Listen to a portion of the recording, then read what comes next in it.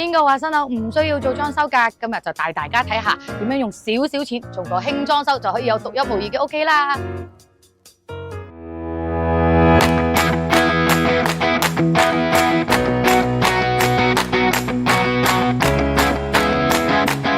今次介紹呢個 YOHO Hub 單位，實用面積538尺，有一對夫婦住，佢哋只係需要做客廳同2間房嘅輕裝修，主要都係納入輕車風設計，同埋要求做一個大展示櫃放模型。而家就等我哋嘅特派員 Lisa 帶大家去睇下啦。嗱，咁今次介紹咗一個3房嘅單位啦，咁你會見到發展商咧原本咧已經提供咗一個櫥櫃俾客戶，咁亦都做咗個假天花喎。咁但係留意翻咧，因為原裝嘅櫥櫃咧個顏色比較深色啊，而客戶咧都想個客廳比較光猛少少，佢就加入咗一啲奶油風嘅風格啦。咁我哋設計師喺設計上面都好花心機。咁尤其是呢啲假天花開放式廚房啦，當我哋做櫃嘅時候又想用盡個空間喎，所以我哋就會喺呢個位置咧做低翻少少，令到個燈槽嘅燈光都可以滲翻出嚟。不得不值得一提，好多客人咧都好想喺入口位置咧都想加多張凳，但係因為個通道嘅比較窄嘅緣故啦，驚入唔到 sofa， 咁所以我哋都俾翻個建議話，原來其實客戶可以自己買咗個好靚嘅坐位喎。有個好重點嘅地方要講翻輕裝修咧，其實新樓佢本身已經有個電㗎啦，咁但係我哋點樣可以令到個電上翻嚟呢個位去供電俾呢個獅子櫃去用咧？其實呢一點咧亦都要多啲同啲客人去提醒翻，佢原本有電嘅位置，咁其實我哋會將嗰個位置喺個櫃入邊啦，我哋叫拉電啦，行明線嚟嘅，跟住就喺個櫃背裏邊走完個電之後咧，就將佢原本嘅掣面或者客戶想轉嘅掣面，我哋改翻喺呢個位置。呢個就牽涉及一啲少少嘅改電，就唔需要話好大嘅裝修，全部油漆去改過，去打慳就啲電嘅問題。咁另外咧，都因為水機嘅問題啦，好多客戶都會擔心比較大套，所以咧佢會突出少少。平時鞋櫃我哋做400深嘅，咁呢一個櫃咧係加深咗㗎，咁就做咗一個弧位，令到可以用盡晒成個空間。呢度就係一個餐台嘅位置啦。咁另外咧，客人都好有心機啊，買咗張自己嘅台，我哋就留空呢個空間俾客人自己就啱 size， 咁啊可以擺翻一個自己嘅台啦。咁所以無論電器方面、台方面、風扇啦，甚至乎吸塵機嗰方面，對於輕裝修嚟講都好重要㗎。咁同埋都可以留意翻佢個櫥櫃嘅台面咧，係有啲雲石，有紋嘅雲石風格。咁所以一個中空嘅位置咧，我哋亦都係做咗一啲雲石板咁嘅設計，去呼應翻個廚房有個雲石台面嘅設計。去到一個電視機牆身，可以睇到我哋一個好大幅嘅特色牆，都要問翻客人預備定，究竟係用幾多寸嘅電視機？咁65寸嘅電視機咧，應該大概都有1.5米咁大到啦。咁所以左右都要留翻少少嘅空間，就令到空間感冇咁壓迫。咁客人就做咗前後板啦，個感覺上咧空間上好闊好大嘅，尤其是樓底特高啦，呢啲大概3.1米樓底高就會做到呢一個效果。咁所有嘅櫃咧，基本上我哋做咗少少調子嘅設計，但係唔需要太多嘅，因為可能好多客人都驚擔心會落塵啊、難清潔嘅問題，其實都好容易清潔㗎。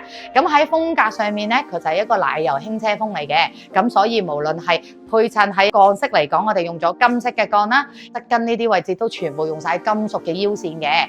咁同埋特別留意咧，一個窗簾木殼嘅位置，發展商原先咧就已預留咗個窗簾木殼，所以我哋做特色牆嘅時候咧，都去到個窗簾木殼位停就 OK 㗎啦。因為追到過去咧，都會影響呢一啲燈掣嘅位置。本身下邊咧都已經有晒電視機嘅電位啦。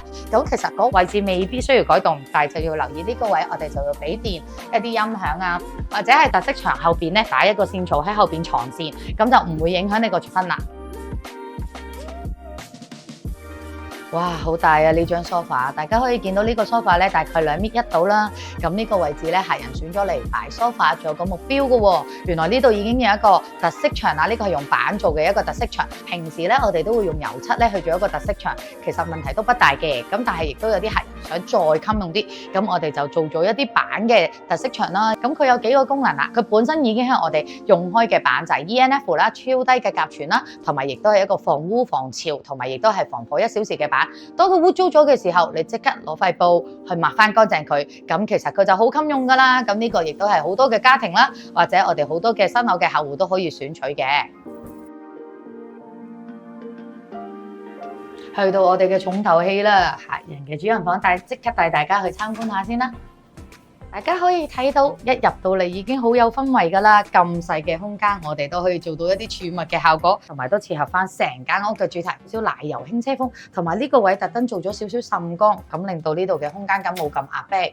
好啦，我哋入到嚟，今次個主人房咧，客人用咗一個大玻璃，係啦，一個暗玻璃去做一個衣櫃，目標就係令到個空間感冇咁壓迫啦，同埋最緊要遮到入邊。可能有陣時未必整齊噶嘛，咁同埋咧，今個咧我哋都係呼應翻之前個櫃嗰個做法嘅。咁你會見到成個櫃體咧都做咗一個大圓弧，就係為咗入嚟嘅時候唔好哎呀撞親啦，咁就好麻煩噶啦。咁同埋會睇翻呢個位置都係一個中空嘅位置啦，因為張台同埋衣櫃嘅中間係好難使用嘅。咁我哋都會中間嘅位置俾客人可能擺下香水啊，擺下 Dyson 嘅吹風筒啊，甚至乎上面可以做個包包櫃嘅。咁客人就可以買好多嘅包包。不得不提呢啲咧，通常客人咧，我哋都會俾個建議入邊做翻燈帶，咁就可以好好咁睇到入邊嘅物品啦，就唔需要揾嚟揾去。咁客人都好醒目啊，上面下邊兩層都做咗掛衫。中間咧就用咗啲籃去裝自己平時嘅用品，而最近台呢邊個呢一角咧就全部做晒櫃桶，就可以擺自己嘅私人物品。咁你會見到張台咧都做咗一個特色嘅花紋啦，同客廳嗰個互相歡迎。咁呢一個鏡咧，我哋今次咧就係同客人提議翻，咦，我哋不如設計翻一個 LED 嘅鏡，咁所以換上咧個空間感啦，就唔會話好似傳統咁呢一度有一塊鏡又要拎出又要拎入，尤其是又要做路軌咁樣咯。係啦，咁同埋做咗個 cushion 邊，連埋滲光同大圓弧，咁成間屋嘅主題咧都會係比較圓滑少少，亦都唔需要壓迫感咁強。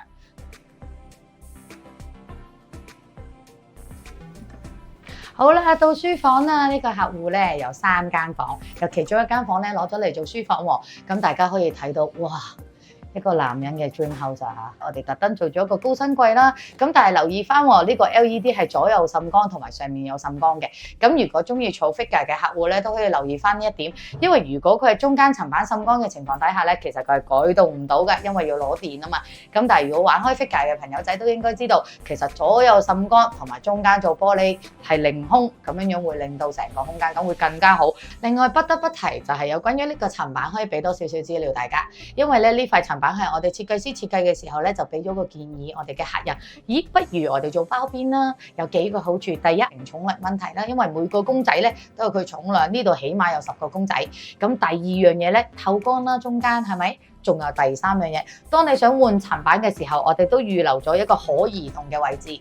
當你換嘅時候，你就唔需要撳住塊玻璃，你係撳住塊板，安全好多，亦都襟用好多。所以呢個睇下有冇啲客人都對呢方面有多啲嘅意見，或者想了解多啲，都可以同我哋查詢翻㗎。咁同埋咧，呼應翻客廳啦，我哋大部分嘅地方咧都係做咗一啲條子嘅設計啦。不過呢間嘅顏色咧，佢就冇個客廳咧咁奶油風，佢係偏白少少嘅。咁你會見到張台咧個顏色咧都係用咗一啲木係，其實木係同埋奶油風係可以配合得到㗎。咁客人咧呢一邊咧都做咗另外一個空間，因為有好多客人驚兩個櫃，譬如一張書台或者一個櫃兩個位穿嘅時候會點樣使用啊？咁當然啦，呢個位置可以擺電腦啦，亦都可以擺翻 printer。係啦，因為書房啊嘛，係咪？咁所以呢個位我哋就可以中空咗，佢入邊都預留啲電位。又係嗰句，預留電位之前，真係要同我哋嘅設計師好好溝通，我哋要擺啲乜嘢。如果唔係之後再加落去咧，其實就好麻煩噶啦。咁客人今次咧都選擇咗去到樓底咁高嘅空間啦。咁我哋就用盡成個，其實個櫃嘅空間好大噶啦，同埋張書台個深度，大家都要傾翻㗎。因為咧有個窗簾嘅位置啦，我哋通常做書台咧都會挨近個窗簾木殼下邊呢個位置開始做。咁亦都有啲客人驚會唔會跌嘢落去好難攞啊？咁所以咧，其實呢個位置我哋都係做咗一個中空位。後邊係冇背板㗎，可以攞到嘢嘅。咁所有嘅櫃桶咧，我哋都做咗一個緩衝嘅效果啦，咁就唔怕好大聲或者夾手指嘅問題啦。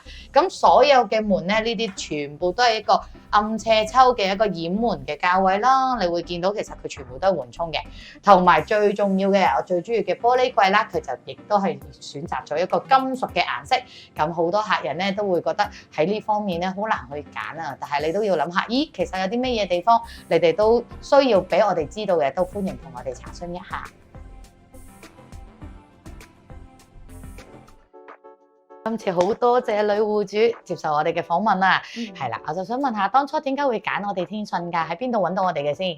因為當初咧我都上網做咗好多 research 啦，咁喺啲 Facebook 群組嗰度都 search 過你哋公司嘅名，咁就揾到其他人對你哋嘅 comment 都幾好咁樣，咁所以就即管上嚟門市嗰度睇一睇咯。我哋一上到嚟，俾咗我哋單位嘅平面圖你哋啦，咁你哋好快就已經可以俾到啲專業嘅意見，我哋點樣擺位可以增大個空間感啊，點樣可以多啲收納啊，咁樣都非常好咯。咁你俾咗3000蚊落訂先㗎嘛？之後我哋出咗個設計，你覺得 O 唔 OK 咧？我覺得你哋公司個 VR 設計係真係幾好嘅，因為咧其實我都有去過唔同嘅公司嗰度問過啦，當然咁發現咧好少可係會出到一個 VR 圖俾我哋咯，係咪啊？實景圖咁樣樣係咪啊？而且個像真度係非常之高，係咪啊？而家我哋完成咗啦，咁樣成個出嚟個效果都好相似，係咪啊？但係你有冇話改咗好多次咁啊？你覺得？過程中都改咗好幾次啊，因為有陣時出完圖先知道，同我想象中有少少出入嘅咁樣，但係你哋嘅designer 都好好，都幫我哋改咗好多咁樣。但係到最後出嚟個價單同我哋一開始報告嗰個價單會唔會出入好大，或者令到你覺得哇會唔會突然間停咗一啲位置唔想做咁樣樣咧？我又覺得個價單出入又唔係好大，即係可以接受咯，係預期中嘅價錢係咪？咁你有冇同過我哋設計師講大概你預期幾多咁樣樣㗎？都有同佢講大概我哋嘅 budget 係幾多，佢都喺我哋嘅 budget 入邊去盡量 design 咯。你成間屋有特色牆嗰啲位置咧，係我哋設計師提供俾你啊，係啦，定因為係你自己提出嘅咧？電視嘅特色牆咧就係我哋自己提出嘅，但係身後邊呢一幅咧就係你哋個 designer 同我哋推薦我哋用嘅。係啊，真係冇諗住呢個價錢原來咁相宜係咪啊？值得做咯，值得做係咪啊？咁如果而家 over 做完啦，你都入咗貨啦，咁你覺得成件事情實際出嚟嘅實品啊，會唔會同 VR 爭好遠咧？我覺得唔會啊，同我想象中同埋 VR 都一樣，係咪相似？都好相似。因為我去你門市揀色板嘅時候，都係揀翻類近嘅顏色。係，因為 VR 嘅顏色同埋我哋真實出嚟始終有色差啊嘛，係咪？咁但係當你上咗我哋個 showroom，再了解多一次個顏色配搭，咁你心中都有個數，出到嚟嘅效果就唔會參差得咁勁。係啊。咁但係如果你話成個過程裏邊啦，由你 join 我哋公司到出設計啦，到揀色啦，去到真係交貨俾你，前後後有冇話大概用咗幾耐？3個多月，係咪啊？係咪啊？大家配合都好好喎，可因為3個幾月都算快㗎啦，因為前期都要設計，都要時間，都要更改，仲要配合埋你現場嘅電製。咁你覺得會唔會推薦俾朋友仔啊？會啊，我會介紹俾我。係咪都已經好似推薦咗一個朋友仔俾我哋㗎啦？已經係啊，因為都有朋友有需要。係啊，咁多謝晒你先，同埋記住 like、subscribe 同埋 share 我哋嘅 page，好冇？多謝晒，多謝晒，多謝晒你，入伙順利，入伙順利。多謝。